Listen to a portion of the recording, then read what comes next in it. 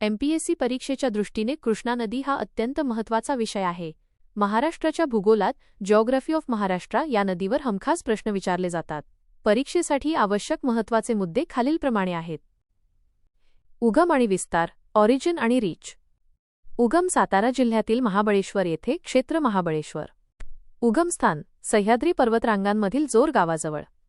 एकूण लांबी 1400 किलोमीटर, भारतातील चौथी सर्वात मोठी नदी.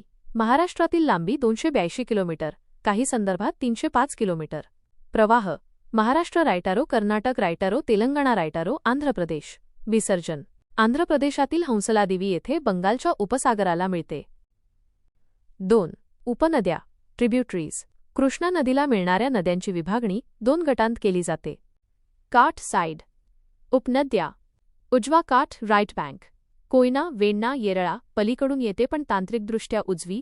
वारणा, पंचगंगा, दूधगंगा, घटप्रभा, मळप्रभा. डावा काठ, लेफ्ट बँक. भीमा, कृष्णेची सर्वात मोठी उपनदी. मुळामुठा, नीरा, सीना, मान, मुसी.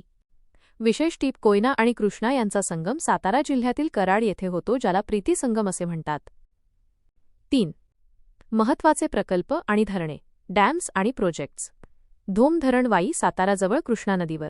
कोयना धरण, कोयना नदीवर, सातारा, ज्याला महाराष्ट्राची भाग्यलक्ष्मी म्हणतात, याच्या जलाशयाला शिवसागर नाव आहे. राधानगरी धरण, भोगावती नदीवर, कोल्हापूर. अल्लमट्टी धरण, कर्नाटक, कृष्णा नदी. श्रीशैलम आणि नागार्जुन सागर, तेलंगणा व आंध्र प्रदेश. 4. परीक्षेसाठी महत्त्वाचे वन लाइनर्स. 1. खोऱ्याचे क्षेत्रफळ. कृष्णा खोऱ्याने महाराष्ट्राचा अंदाजे 20.4% भाग व्यापला आहे. 2. पंचगंगा संगम. कुंभी, कासारी, तुळशी, भोगावती आणि सरस्वती, गुप्त या 5 नद्यांच्या संगमातून पंचगंगा बनते. 3. धार्मिक स्थळे. वाई, दक्षिण काशी, औदुंबर, नरसोबाची वाडी, सांगली ही महत्त्वाची शहरे, तीर्थक्षेत्रे कृष्णाकाठी आहेत. 4. खोरे विकास महामंडळ. महाराष्ट्र कृष्णा खोरे विकास महामंडळाचे मुख्यालय पुणे येथे आहे.